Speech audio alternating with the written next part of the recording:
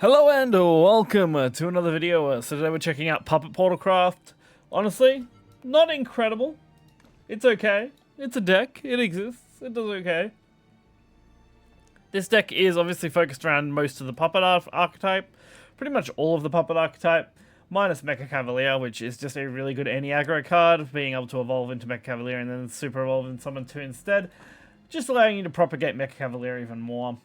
You can get away with no Olivias in this deck. Olivia is just a nice to have card. It can kind of get you some extra value here and there, but overall not super important, and you can definitely just get away with running the 3 Orcust, which are mandatory, unfortunately. Orcust is basically a win condition, as this deck doesn't have any way to easily push face damage consistently. You're basically just hoping to stick your earlier game stuff on the low end and then strike them with the Orcust in the high end while generating as much value from your puppets as you can through both trading and powering them up through like Nora of Threads that buffs your puppetry followers, and then Orcusting and having those followers then be buffed. Or like Orcusting on turn 8 or 9 and then Liaming right after her. Like, there's options, but they're not always the best options, you know? So, otherwise, you're getting Bane off things like Medical Grade. You're getting a bunch of puppets off Love Struck and Puppet Theater, which are really good for controlling early game. And actually has a really decent win rate against Forest. I think I lost 1 Forest game out of like 4 Forest matches I played. And then I won most of my other matchups pretty okay. It ended up at like 55-60% range of win rate when I was running this deck in A. It was doing okay. I definitely would have preferred to have been running Mecha Portal. But yeah, Udi also not super important. She's kind of a nice to have as well. A one of Udi does a good job. So you can get away with a more budget build on this and still be okay. And Orcust is a good pickup anyway if you have to craft them, as she fits into the Mecha archetype really nicely as well as an addition to that budget deck, which then makes it basically a fully functional deck. So hopefully you guys will enjoy it, and we'll get right into it. Alright, so the first matchup here I have against Forest. Forest, again, is one of the more positive matchups overall. I feel like I had some of the better games against it. Didn't really have too many issues to deal with, so works out alright. I ended up with double Orcs in this game, which honestly I think isn't a bad option. Sometimes I think about dumping them, but the amount of times I would have just won if I could have Orcust back to back is pretty high. Because a lot of the time I'm just not getting the Orcust in my hand to win me the game, so it can usually be pretty unfortunate, but all the puppets trade really well in the forest, so any forest value that they kind of try and get, they really don't. As you can see here, we can go for face damage, we can ping with the puppet, we can just set up our board and continue to hopefully gain an advantage through it. So they do just commit to killing off my 2-1, allowing me to just keep Love Struck on board, which is great. Being able to stick the Love Struck is fine. I end up throwing Noah back into the deck. Honestly, probably should have held onto it instead of throwing it. I might have actually had a better time just throwing the Enhanced to the Puppet Lancer away. They do end up going for a bunch of fairies with some boosts. This will allow them to full clear my board. Not that it'll have too much impact, as we can pretty much go Ruby or Puppet Lancer, and maybe throw it Enhanced if we really absolutely need to. So I do decide to throw Liam back. I decide he's going to be a little too slow in this match, and luckily enough we draw Love Struck, which is basically a perfect trade into this 2-1. We also end up evolving, so we have an extra puppet as well. You really are just controlling the early game with your early puppet cards and then taking the late game with Orcust. And getting any chip damage you can in between, because the lower you can get your opponent, the easier time Orcust has of killing them. So we do end up getting a Noah again, which is good. Getting another Noah doesn't hurt. I end up just sending the enhanced puppets for trade here. Getting ourselves set up to hopefully end the game with Orcust on turn 7, because we do have that extra play point that we'll be able to use. Which I think could work out pretty well, considering we're still at 20 health and maintaining ourselves pretty well. So our hand is nice and empty. We end up with 2 Noahs, so we play one of them. That does boost our entire puppetry setup, getting us just that little bit of extra value. They end up throwing the Olivia to board. Like I said, Olivia is a nice to have card in pretty much every deck almost. Any deck that's semi-aggro wants to run Olivia, as she's just a nice tempo play. As you can tell by the 7-7 and the 5-5. Fortunately, Orcust plus Puppets, though, will easily clear this up without any issue at all. So we just drop the Orcust and we start playing Super Evo, and then we go for as many puppet plays as we can. clearing up much of the board and taking as much damage to the face as we can, just to try and whittle them down for the second Orcus play. Going second is also a really nice advantage with this deck, as it does allow you to just get damage in. So I decide to go for the full clear. We send the 1/6 so we can keep up the ward and then hit for another 2. And now we are threatening lethal next turn, pretty handedly here. So they do decide to try and clear as best they can. Fortunately for me, it's not really that bad. They have to commit a lot here just to clear me, and I'm just going to resummon my board again anyway.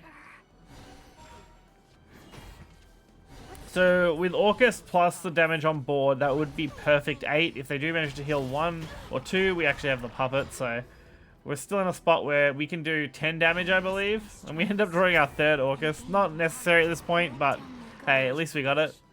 And they do immediately concede. I mean, we had lethal right there, so I'm not surprised. Following on from that, we have a Portal matchup.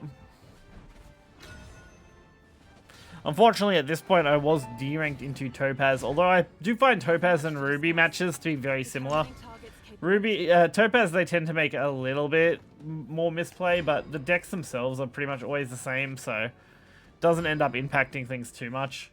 I would say Sapphire has a little bit harder matches than Ruby, but is all again very similar, and then it's Diamond where it really takes off. And that's where it can be, like, that's where it's a really hard time. Everyone in Diamond seems pretty experienced, and I'm not surprised given the difficulty it is to stay in Diamond. But it feels like even at a 50% win rate, you don't get to stay in groups, so it's kind of brutal in that way. So we end up getting the clear here with the Love Struck. Love Struck is just really solid. It's a really good early game. So is Puppet Theater. It gives you so much value and just allows you to clear so many small units so early that you really don't have any issue with your mid game. Like, getting to those Orcus turns, not really a concern most of the time. So I do end up going all out here, which does put us at 8 cards in hand. Which I think is fine. It's not the best play in the world, but it's enough. They end up sending their artifacts, going as much as possible here. They're just trying to get as many of these artifact fusion cards as possible. I believe from memory this game was very close. It could have easily went either way. They get 4 damage to my face, and we're just kind of sitting here with a bunch of puppets in hand. Puppet shield though isn't a bad pickup, as that does just let us kind of clear most of this. Although I definitely could have cleared that without using 1 more puppet, but since we're going to generate 2 more puppets this turn anyway, plus the extra draws and stuff, I'm actually going to be in overdraw anyway at this point. If they kill the Bellringer, I go into overdraw no matter what, which Bellringer being warded, odds of it dying, very high. So they end up going for the death rate here, basically, you know, absolute, not a problem. Absolute or whatever it is, it's a fine card. It's not going to do a lot here for what we're dealing with.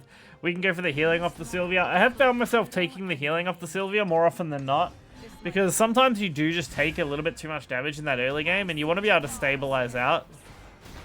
But we get them down to just 10 health, which is a good spot to be at when we've got a handful of puppets and an Orcus on 8. They set up their artifacts, really digging for whatever they can now.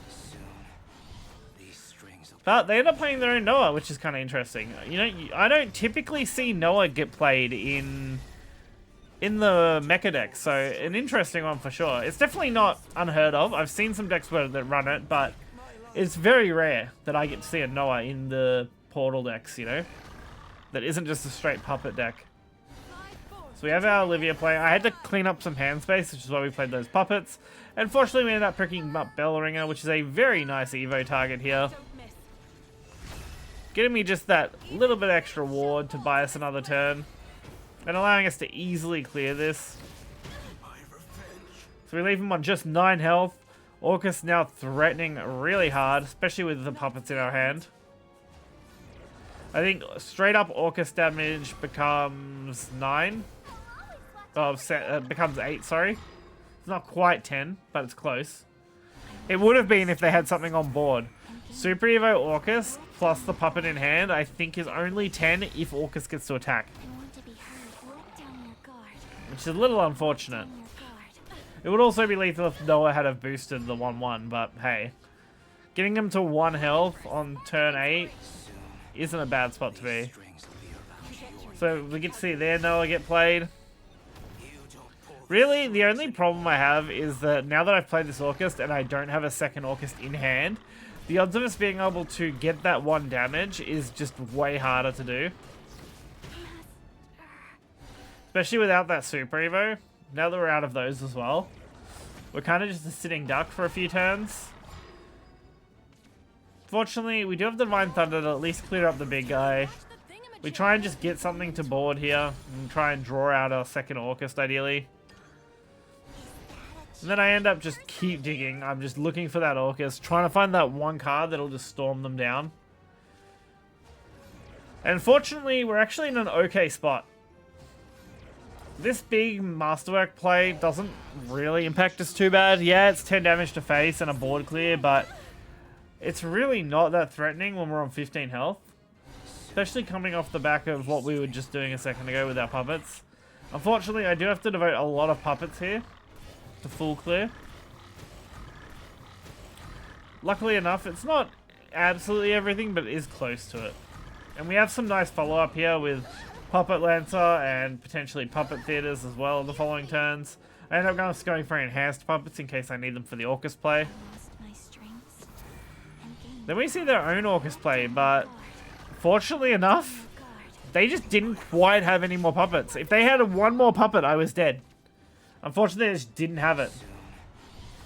But unlucky for me, I do have to now answer this, so I can't just Sylvia heal and pass here.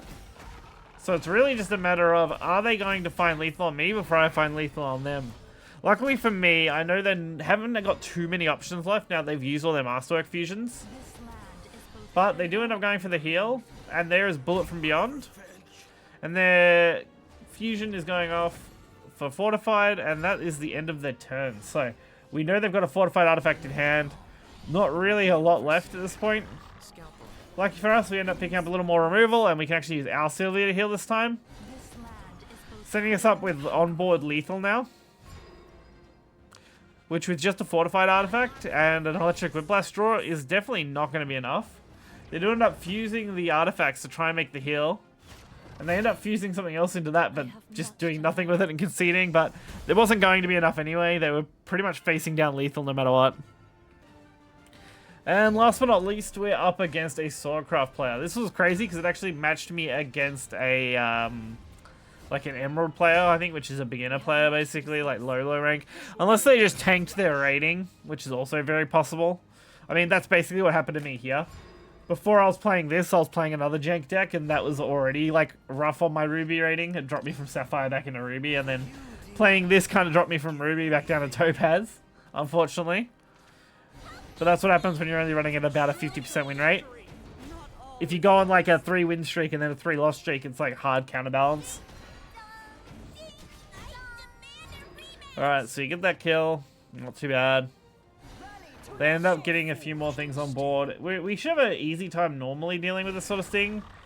Unfortunately, we didn't get a lot of our low cards, and I did completely misplay the Udi there, which I definitely should have done. Looking back on that turn, I can't believe I kind of missed that. I think playing her just for the draw here would have been good. Although saving her for Evo is also pretty good, so maybe that was the right call. Being able to stick her to the board with Evo so I can get her healing is kind of value. Since if I do have 6 cards or more, I will heal, and if I have less, I won't. Which isn't too bad at all.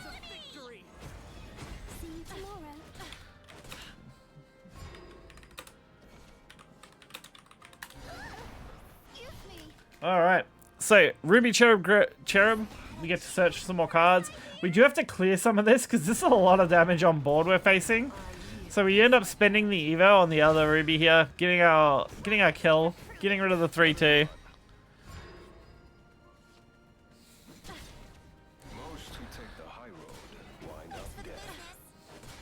We have the Noah for turn 6 if we want, or we can drop the Sylvia. We got options. They aren't too bad at all. So we go for the Sylvia. We end up popping both of these. Well, one of these, sorry. No, we do pop both of these, actually, so we are super evolving. I had to double check. I was like, oh, wait, we are doing that.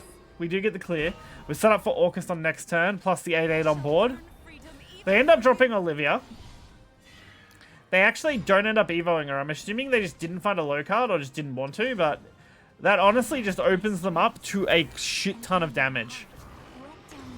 Because with this Orcust play now, they're facing down a pretty steady 8 damage on board, plus 8 damage from the Sylvia, for a total of 16 for that turn.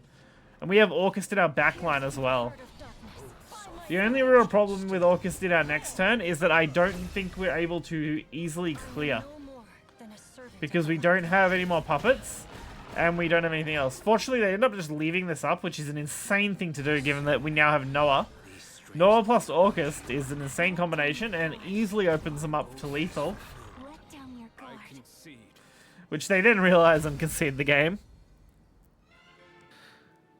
So, while some of those matches were in the lower of ranks, looking at Topaz and that one Emerald player, the majority of the games I played with this were in Ruby. It's just that I came across a lot of Forest and Rune players, and I didn't want to include just Forest and Rune matches, because I didn't think that would be too great, so I didn't want to include them if there wasn't really going to showcase some of the other matchups very well. But overall, this deck does just die if you don't get Orcust, basically. You're pretty much screwed. It's very hard to take a game without Orcust a lot of the time. And it does rely on just being able to get her into your hand and kill them off on turn 8, turn 9, and then maybe turn 10 at the absolute latest. But overall, the deck is fun, and that's really important. This deck is quite fun to play. And the cards in it aren't bad at all. Using Olivia and Orcust as good examples. Olivia is pretty universal, used in a lot of decks at this stage. Orcust is extremely good in one of the better meta decks at the moment, which is Portal. Although Portal's win rate is starting to drop a bit, mostly because people have kind of figured out how to play around it enough, and there's some OTK shenanigans going on with Rune that are really popular at the moment. But overall, a lot of fun. Liam can be crazy if you pull it off. Obviously, the Orcust plays are great. Sylvia's such a good tempo swing. All the early puppet stuff is good at dealing with aggro decks pretty well. It really only loses out to things like Rune. Like, if Rune can set up against you, or Haven can set up against you, that's where you're going to have a lot of trouble. Otherwise, most matchups are pretty 50-50 from what I've played so far, so definitely a solid choice if you are looking for something on a reasonable budget. Like I said, you can get away without Olivia and Udi and just run the 3 Orcus, and this is basically a budget deck at that point. So I would swap in. I honestly don't know what I would swap in at that point. Maybe just increase the number of cards here, like increasing Puppet Shield to 3, increasing Divine Thunder to 2. I don't know, throwing in another Puppet Generator, maybe. Maybe if you can find another way to use a Storm card, that could also be good. But hopefully you guys did enjoy this video. We will be back tomorrow with, I think I'm gonna look at some decks tomorrow.